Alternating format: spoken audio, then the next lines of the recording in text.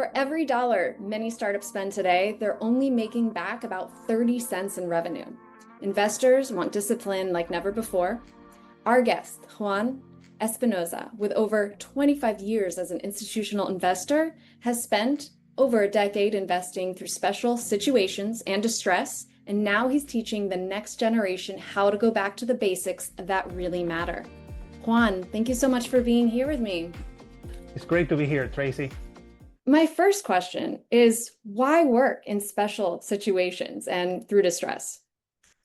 For me, special situations was a career reset that happened sometime during the middle of my career. And that was during the financial crisis. I was another of many institutional investors who is investing in equities, looking at companies like Microsoft, consumer products, just kind of the run of the mill of the investment industry. During the financial crisis, so many crazy things happened, so many fortunes were lost, and so many fortunes were made in the aftermath that I came out of that experience with the clear decision that I wanted to become a special situations and distress investor. I think part of it was intellectual curiosity, but also part of it was just seeking better opportunities for my career. I absolutely appreciate that. It's something that not everybody does. And I think there's also, there's something exciting knowing I want to spend time doing something most people avoid thinking about or that scares them. Why also focus on the fundamentals? Why do most people underestimate that? I think in the financial media has created multiple generations of people who are driven by the headlines, driven by what's happening in the last couple of weeks, the next few weeks. Fundamental investing, which is the DNA of myself as an individual investor and also as a professional, it really goes back to looking at companies as businesses that are going to exist for a long time. And what would it take for any investor, including myself, to be invested in those companies for not just a couple of years, but maybe 5, 10, 20 years. Really through that rigorous work and approach to bottom-up analysis, where I have found myself to be the area of comfort for my own intellect, but also the real place where the great fortunes in history have been made. And what is your mission? I do continue to invest as an individual, mainly in startups and some high growth companies and other unusual opportunities I find in the market. But mainly, I am now dedicated to creating digital products that are going to teach the new generations of investors how to approach their careers from a more fundamental approach, not just as a career, but in terms of themselves. The key to this approach has basically 4 elements. Number 1 is understanding who they are as investors. What are the nuances, the idiosyncrasies that define who they are as individuals and also as investors, and how that fits in the industry. So the next step is, where is the niche where they are going to find those investment opportunities to be the most applicable? Number 3 is working with the right people. And number 4 is to having a very strategic approach to their long-term careers. I think those 4 elements can be really missed, especially in the early parts of our careers. So that is my mission at this time. What is something that people really underestimate when it comes to investing in special situations? Investing in special situations can have a bit of a broad spectrum. So let me bring it back perhaps to the areas where I have been the most involved in. And one of them is distress, for example. Another one is deeply undervalued situations where a company has a very complex problem that only few people in the market understand. So those are the areas of special situations where I have spent the bulk of my career. So if I think about those 2 buckets, I think what happens is, sometimes people think they understand something when they really don't. And what is the gap of knowledge really comes from investors believe they can understand a really significant problem without having done proper due diligence. And perhaps the due diligence is something that can only be done by a specialist. For example, it could be a lawyer, even a scientist, an engineer. And one thing that happens to investors is we like to think that we can know it all. And the reality is that we can't. Sometimes we need to reach for specialists to seek their advice. I was very fortunate to work for a very large institutional investor called Oaktree Capital and another one called Wellington Management. And these are institutions where the analyst was deeply respected, just because of the intellectual curiosity and the hard work that they brought to their job. And there was no shame into hiring a specialist to help us. And that was a very formative period of my life, working for these various companies that I mentioned. And I believe that there is a real underappreciation of how significant it is to solve very complex problems as a means to finding interesting investment opportunities. So that's what really investing in special situations is. It's exciting. And you had mentioned that the financial crisis created so many crazy things and led you to pursue special situations. So can you share a specific story of a fortune lost or made that, personally impacted you or changed your perspective? Yes, so I'm just going to give you a general view on an area that was very interesting. So during the financial crisis of 2007, 2008, and 9, the housing crisis was the core of the media focus and what most people probably remember. But another area that was heavily hit was real estate in general. And some people in the audience are probably familiar with REITs, with real estate investment trusts. There were several that went bankrupt because they were so highly levered to the prices of real estate assets at the time that collapsed during the crisis, and the banks called them to say, you need to repay me this loan, or they simply didn't have the solvency or liquidity to repay loans when those very hard times came by. So during that time in that industry, so many incredible opportunities showed up because, you can look at a mall, you can look at an office building, and you're in the middle of a crisis. You might believe that the building is going to be empty for a long time, or a particular project that's under development will never get finished because the funding is not going to be there. The reality is that the US capital markets and the Western world capital markets are so complex and so deep that there are pockets of money that will find those opportunities and invest in them, perhaps at distressed prices, which is what I was doing at Oaktree Capital. But the money will come back, and those projects and those assets will revalue. So during the financial crisis, there were so many situations like that where you could have bought incredible companies for pennies on the dollar. A very good example that is publicly known is General Growth. Well, Bill Ackman made, I believe he turned 50 cents per share into $25 per share investment in only a couple of years, if I remember the numbers correctly. But you saw many examples like that. And more recently, during the pandemic as well, there were many situations where companies were in deep distress. For example, Airlines, a very good situation to think about, where at the time it looked like nobody was ever going to fly an airline anymore. But clearly that never happened. Everything recovered after a few years, and many companies became great investments. It seems obvious, distress situations impact us. If there is a distress situation, it's not just about the investment, it's impacting you in real time. What is the challenge that people have when it comes to separating the reality of a distress situation versus the investment opportunities there? Mm-hmm. So I think there are two sides to it. One is human nature. Complexity is scary. And resolving that complexity can take actually a lot of work and a lot of money in the way of hiring a specialist, as I was saying. And during bankruptcies, a big chunk of the specialists that I'm talking about are lawyers, which, most people are reluctant to have to deal with going to court, fighting other people in court, etc. But the other side of that is the simple idea that the bulk of the financial, or I would say the investment management industry, we call it long only, meaning people who just like to own things. The mutual fund industry is one of the largest component of that. They like to own companies they can understand, when they can look at a balance sheet, know what's happening, where their money is coming from, where the money is going, where are their earnings this year and next year. Once bankruptcy or any form of distress happens, all of that analytical work is really not very helpful. The analytical work has to shift completely to looking at the assets and their intrinsic value. And it could be as simple as, I'll give you an example. We were talking about airlines a moment ago. With an airline, you'll have to look literally at the physical planes, at their engines, at their hangars, at their rights to use specific gates in particular airports.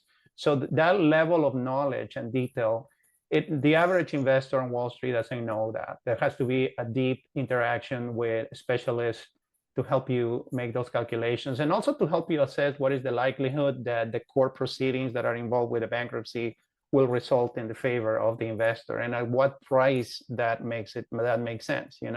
Usually if we think about something being worth 100 cents on the dollar during normal times, investors in distress will get in usually at 70, 80 cents on the dollar. But what if something gets resolved and the value is really 50 cents on the dollar? We have actually historically seen many situations where through the bankruptcy process, so much value gets destroyed just because people are fighting each other in court rather than resolving the situation, that people might be completely afraid to touch an asset that is in distress until it drops in value to numbers that make absolutely no sense. Can you give us another example of the initial signs that there's an opportunity and then what an investment looks like? Absolutely. So when a company goes into distress, what usually happens is, let's assume the average company has equity in the market, is publicly traded with a market cap of whatever number, let's say $10 billion. And they also usually have what we call a capital structure, which means not just equity, but there's also credit. There is maybe bonds the company issued, some lines of credit with banks, mezzanine loans, etc. So there is a series of claims against the assets of that company. So it's just not the shareholders. There is also debt and multiple layers of seniority, as we call it. Let's say the most senior debt is secured, meaning there is a specific asset that guarantees the debt. And usually the equity is considered the least secure because it's just, what I own after everything else has been repaid. So what's very interesting about that particular picture that I'm painting is that once you have the fear that a company could become distressed, may not be completely unjustified. Usually the first thing that gets hit is the equity because it's the weakest claim. The equity is the residual value of that capital structure. It's not the secure value. The secure value is usually the banks and other secure creditors. But the equity will get hit. Then the next thing that gets hit is the bonds. And usually bonds are unsecured, the ones that trade in the market, and they can end up trading for a fraction of the value as well. So without getting into every single layer of capital for the purpose of this conversation, I would say the bravest of the distressed investors, if they feel they understand the situation and are not worried about the company completely collapsing, will probably buy the equity because it can really expand in value from pennies to multiple dollars in a short amount of time. And then subsequently, they also buy the bonds at a fraction of their value. As we could say, a bond has a claim value of 100 cents on the dollar. And if you can buy it at 80 cents, at 70 cents, potentially get back to 100, certainly a bond is a stronger claim than equity. So distressed investors will usually pick a combination of secure debt, unsecured debt, and even equity. So that is usually how it's played. Now, you could have two types of situations where there was a concern of distress that really resulted on things just getting better and there was never a bankruptcy of any kind. But you could also have actual distress when there is actually an inability to repay creditors, etc. One thing that we have seen in the last several years is that capital markets have gotten really deep. There is a lot of new private credit investors participating in the markets as if they were banks. So companies that are in distress have to really be in a very bad situation for a lot of these up-and-coming lenders not being able to give them money or willing to give them money to solve their problems. I'd really love to dive into the 4 keys that you mentioned earlier to having a successful investment career. The first one, understanding yourself as an investor. Can you share a practical exercise or reflection technique that helped you or your students really identify their true investing strengths and weaknesses? Absolutely. A very simple thing you can do is there is a test you can take, and there are many free and paid ways to take it. It's called Strengths Finder by the Gallup organization. And it will really give you a bunch of markers for what your skills and inclinations are, not just what you're able to do, but also what you enjoy. For example, you could be fantastic with numbers, but maybe math is not the thing you enjoy most. Having said that, the other thing you can do as an investor to find what you're truly inclined to do and like is to simply ask people who know you well, when they think about you, what do they think about you most? For example, when I did that exercise, people told me, Juan, when I think about you, I really think about leadership, motivation, and what I really wanted to hear. Oh, I think about somebody who really loves investing and so on. And to me, it was funny because when I think about my career as an investor, one of the issues one of the activities I enjoy the most was leading teams and putting together teams, finding who's the best match for this other person for a particular project. So even in my own life, working with individuals was always a marker of my own personal satisfaction and something I did well. And I heard it from people I know from my entire career, relatives, significant others, etc. Have you heard this from others you teach, that somehow we can overthink about ourselves, but sometimes those who know you best can really bring some awareness to this exercise?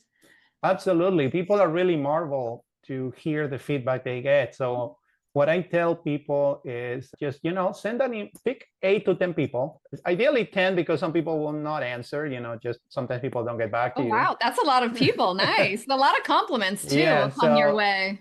Call it 7 to 10 people, send them an email and say, listen, I'm doing some work with a career coach. And I just want you to tell me, when you think about me and what stands out about my personality, what are the top 3 things you think about? And some people will start with the typical, oh, you're a very loyal friend, you're a very generous person, but just, encourage them to dive deeper into the intellectual side of you. And they will get back to you. And a lot of times I hear people get responses they never expected, and they get consistently the same responses or very similar wording by different people, and they know they are onto something. So moving on to your second key, it's finding the right niche given your natural inclinations. So what's your process, or what's a key part of your process to finding that promising niche, especially when market hype can cloud true opportunity? Absolutely. Let's acknowledge who we are and what we're good at. For example, if you have a long history of disliking detailed math, you probably don't want to get into fields that are demanding a lot of math work from you. Or perhaps, there are areas of investing where now you're required to know a little bit of Python and coding, et cetera, like quantitative investing fields. In the field of distressed investing, for example, you really need to love to read and read the most incredibly dense filings, court filings, SEC filings, etc. So if that is something you hate, you probably don't want to get into the field of distressed investing.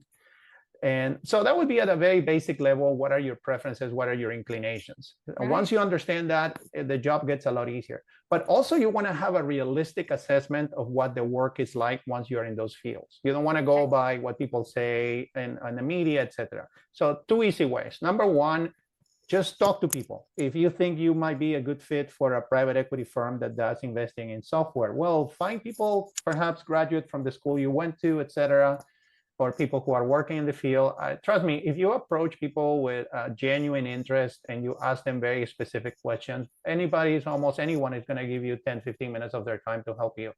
And you can create also amazing relationships in that industry if you end up working there, right? Right. Another easy way that surprisingly not that many people use is, imagine that you're working in the industry, you would already be in that field after a few years, you would be successful, right? Ideally. So find people who are already successful, perhaps 5, 10 years into those careers, go to their LinkedIn profiles and see what they did before.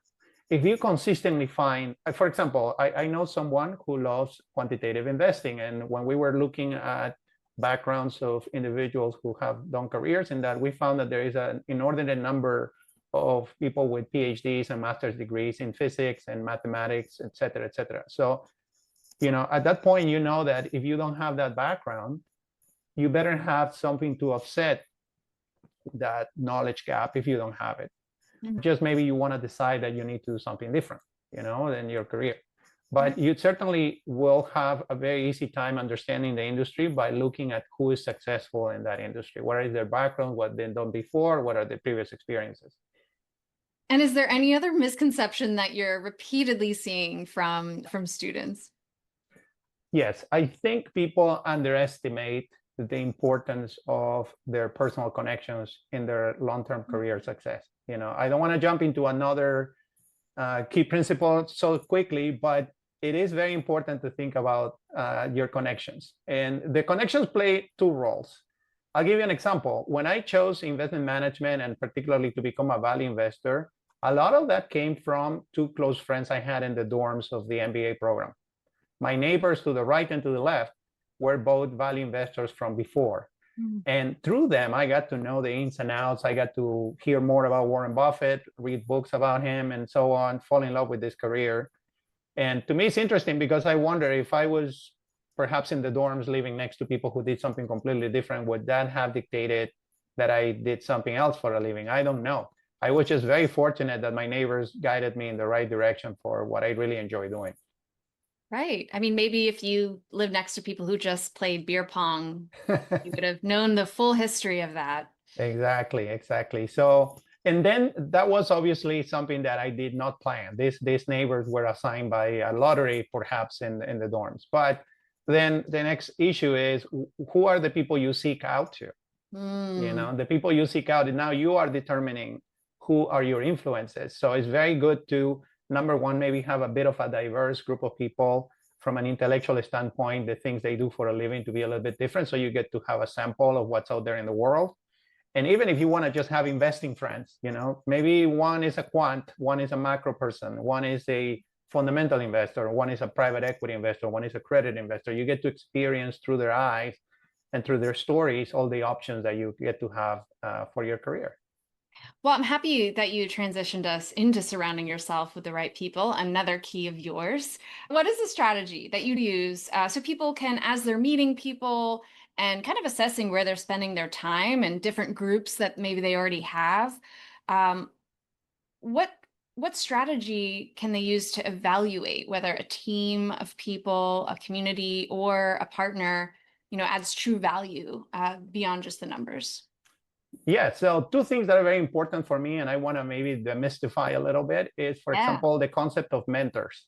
I think we all need mentors, but a lot of times the cliche idea of a mentor is, oh, there is this person with maybe gray hair that you with a cigar that's going to sit next to you and give you this wisdom, and you're supposed to follow what they say. That's not really a mentor.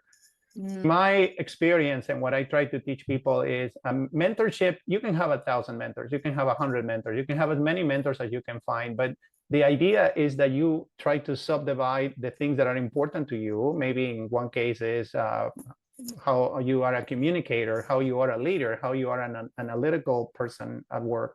And for each of those areas, you can have a mentor. And the mentor can be a colleague, can be a relative, can be a friend, and is the person you go to for a very specific thing. For example, early in my career, I had a supervisor who was this incredibly talented woman who had the most extraordinary ability to deal with office politics in a very positive, but also productive and effective way. I consider that person to be my guru, my mentor when it comes to office politics, which is not a very pleasant aspect of work, but it's a realistic, real part of work. So that I would encourage people to not think of mentors in a very narrow way, but think in a very broad way. You can have 100 mentors. You can also evolve. You can seek mentors for the new stage of your career. Once you become a manager, maybe you need different mentors. Amazing. And let's take it to your fourth key. So building a strategic long-term approach. This can feel maybe pretty daunting just looking at that. A strong, strategic, long-term approach. How can you ground, that key for us? Yeah, so having a well thought out strategy for the long term in our career really involves two things. The first one, which we already decided was relevant, which is knowing yourself. That has to happen. And assuming you have that and you are choosing a field where you have a natural skill set, then you can become very ambitious.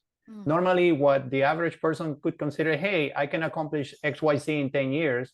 If you're really working in your field of expertise and the field where you are more naturally gifted, you can be very aggressive and try to go for a 5-year goal, not a 10-year goal.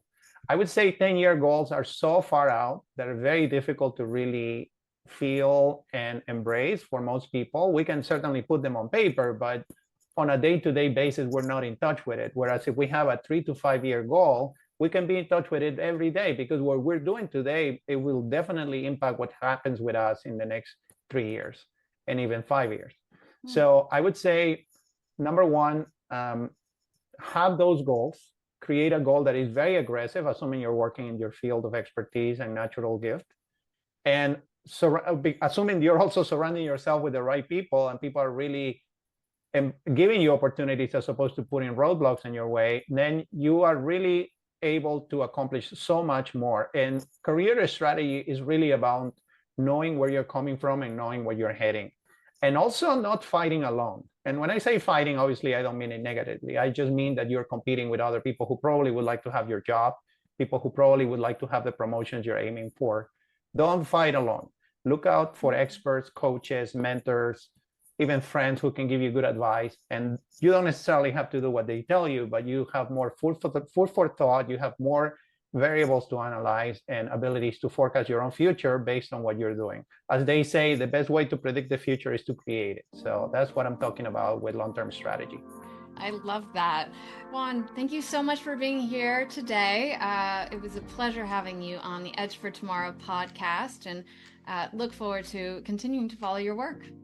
Absolutely. Thank you very much. It was really enjoyable to have this conversation with you.